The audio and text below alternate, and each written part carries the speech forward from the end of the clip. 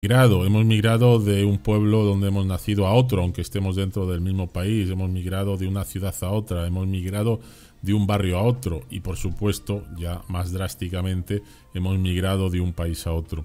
Y realmente, pues siempre decimos que es una experiencia. Bien es cierto que siempre hay que migrar en unas condiciones, al ser posible, pues favorables, humanamente sostenibles, es decir, que la persona pues no tenga ningún padecimiento, que no carezca pues de los servicios básicos para su libertad, tanto sea física como libertad de expresión, como tantas y tantas libertades que se deben tener cuando viajas y estás residiendo en tu propio país y cuando viajas a otro país.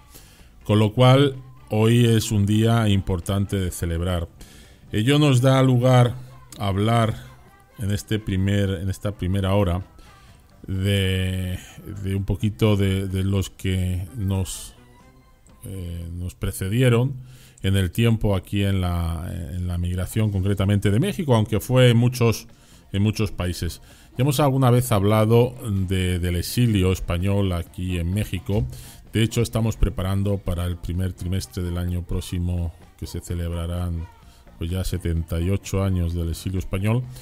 77, 78, no recuerdo ahora mismo el número, pero bueno, más o menos por ahí. 78. 78, ¿verdad? 78, sí.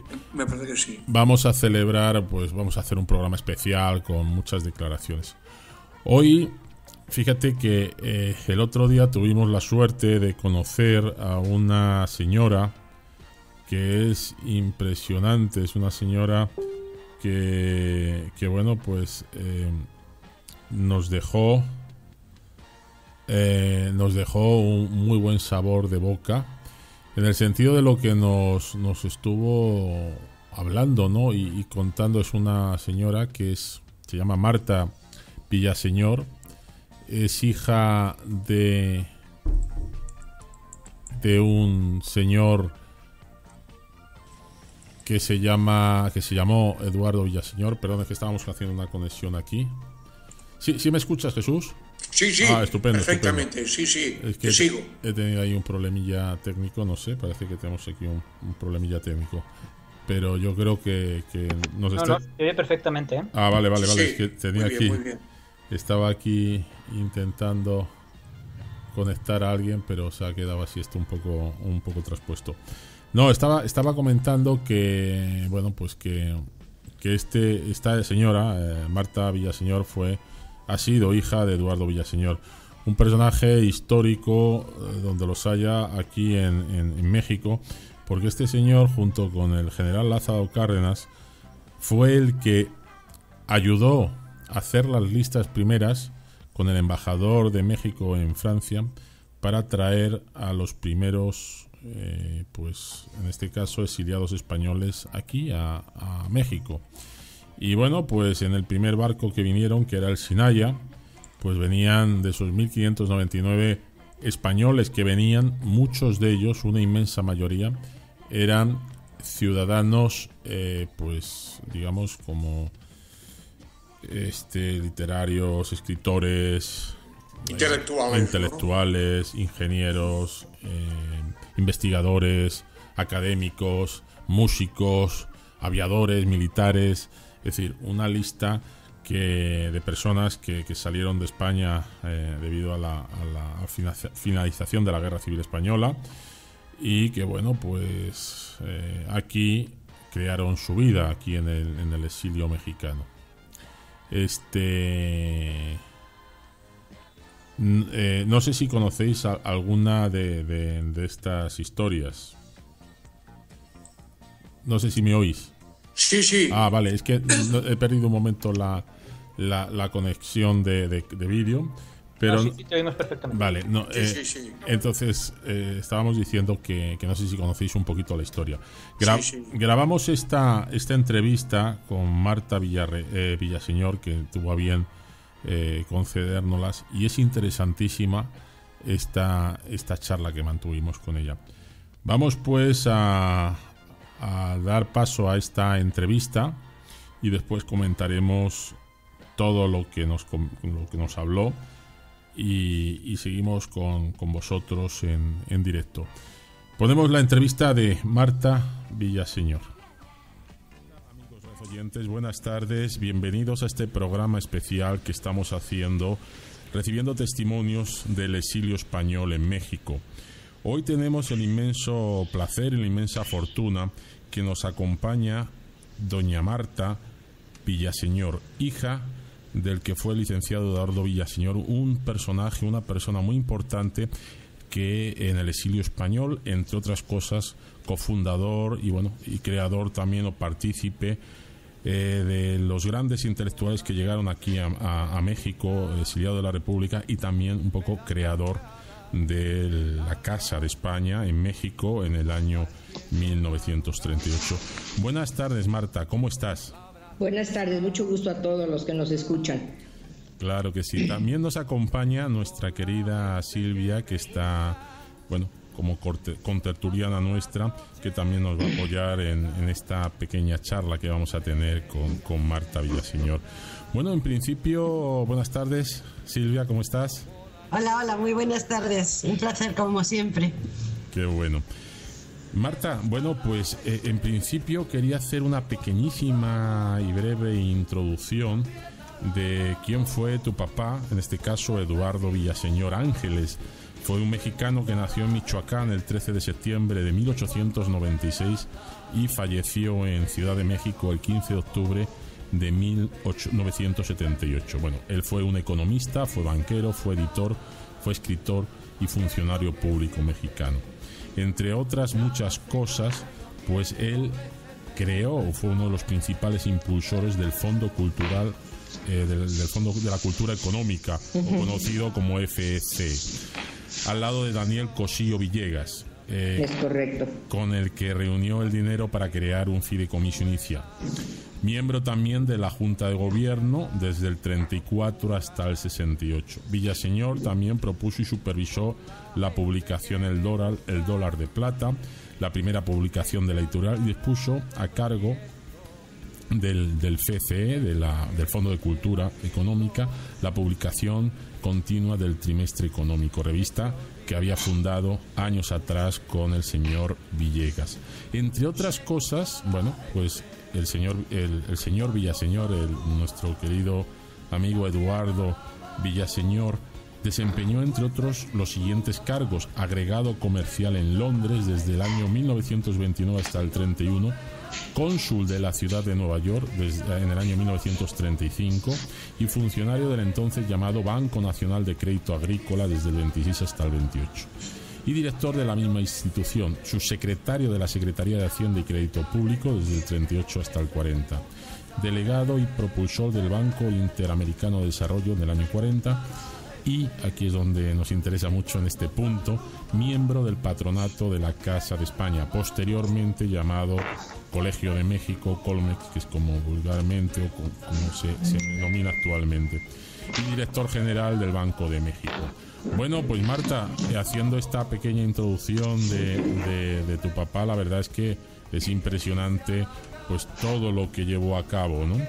Me voy a permitir, claro, por favor, leer un pequeño párrafo que dice cómo es que llega a España mi papá en 1938. Por favor. Dice que el presidente Cárdenas sabía que yo tenía amistad, estoy citando a mi padre, sí, que yo tenía amistad con varios de los miembros del gobierno republicano. Ahí sí desconozco quiénes eran sus amigos, pero sí sé que tenía muchos amigos dentro del gobierno republicano. Decidió mandarme a Barcelona para tratar de obtener un crédito del gobierno español que podría ser garantizado con petróleo almacenado en México y del que podría disponer la República Española cuando quisiera. Eso dice mi papá. Ajá. Luego dice acá, el presidente Cárdenas me autorizó a buscar una solución en colaboración con el gobierno de la República Española. Creo que desgraciadamente esta solución, que hubiera sido posible unos meses antes, era difícil y finalmente imposible para la fecha en que yo llegué a tener conversaciones con el gobierno, pues el gobierno español estaba presionado por la revolución del ejército encabezado por el general Francisco Franco y estaba imposibilitado de ayudar a encontrar una solución. un poco más adelante dice, mucho tiempo después llegó a mi conocimiento que acaso para la fecha en que yo había llegado a Barcelona, la República Española ya había entregado a un barco ruso toda la existencia de oro del Banco de España, que Rusia había exigido como condición para continuar la ayuda para la lucha que el gobierno republicano sostenía en España. El asunto era y siguió siendo secreto durante mucho tiempo. Yo no sé si los radioescuchas sabían este dato, lo deben de saber ahora, no lo desconozco, pero eso lo cita mi papá. Y dice, pues la razón por que el gobierno español no podía pues acceder a los deseos de México era que muy probablemente ya no tenía el oro en su poder, pero al mismo tiempo esto era secreto de Estado y el gobierno de la República quiso mantenerlo secreto aún después de la caída de Barcelona.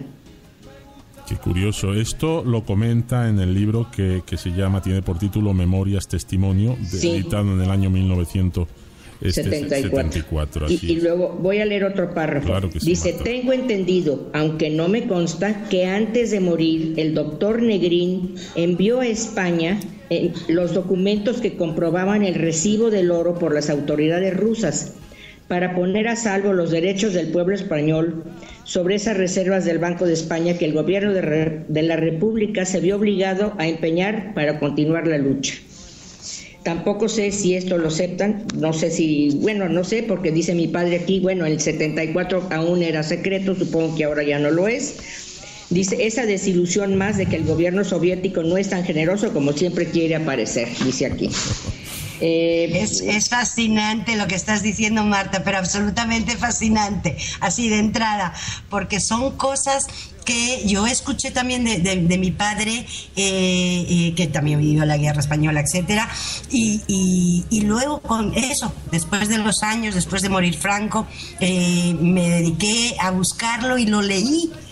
Y ha sido así como impactante, estoy casi llorando de la emoción porque sí, o sea, fue una situación dramática la que se produjo con la salida de ese oro entregada a la Unión Soviética y demás, y que luego sí se hicieron públicos esos documentos que lo comprobaban porque habían dudas al respecto. Me has dejado impresionada, ¡puf!, de repente, paz. Es una parte de la historia muy importante. Sí, no has terminado, ¿verdad? No, ahora voy a decir que el doctor Negrín estuvo un tiempo viviendo en México, eso lo deben de saber algunos de ustedes. Sí, por supuesto, sí. Y, se me fue ahorita. Dice aquí que... Dice, poco tiempo después de la caída de la República, yo reanudé mi amistad con el doctor Negrín, que especialmente se mostró afectuoso e interesado en los asuntos de que me ocupaba y en mi familia. Tuve siempre la impresión un poco vaga de que estas atenciones extraordinarias podían ser una especie de compensación por mi fracaso en obtener una solución favorable al objeto de mi visita a Barcelona. En todo caso, fueron atenciones permanentes que afianzaron mi amistad con el doctor Negrín. Yo, aún muy chica, me recuerdo muy bien de haber visto al doctor Negrín en mi casa muchísimas veces, y le comentaba yo a José María, que en algún momento mi padre mandó poner en la fachada de la entrada de mi casa una placa que decía República de España en el exilio. Sí. O sea que mi casa fue la sede, porque yo creo que en ese momento no sabían ni qué hacer los pobres, no tenían a dónde ir. Pues habían venido, como decía José María hace un momento que conversé con él, con una maleta y punto, no tenían dinero, no tenían trabajo, muchos de ellos se acomodaron como pudieron, vivían con muchos muy escasos recursos, porque yo me recuerdo, por ejemplo, que dos de mis maestras, muy chiquitilla, fue una famosa pianista que era el esposo de don Jesús Baligay, que era un músico y que hasta la fecha creo que es un músico muy reconocido en España. Sí, así es. Musicólogo le llaman. Y Rosita era su esposa y Rosita nos daba clases de piano. Y hicimos mucha amistad con ellos. Mi papá tenía mucha amistad con don Jesús Baligay, y con Rosita, pues que era nuestra maestra, íbamos y veníamos. Me acuerdo que tenía un gato que vivía en una casita minúscula, un departamentito que yo creo que cabía en la palma de la mano, chiquitito. Qué Tuve también como maestra otra pintora muy querida que se llama Elvira Gascón, que había venido con su esposo, también el pintor, pero no me acuerdo cómo se llamaba el esposo de Elvira Gascón.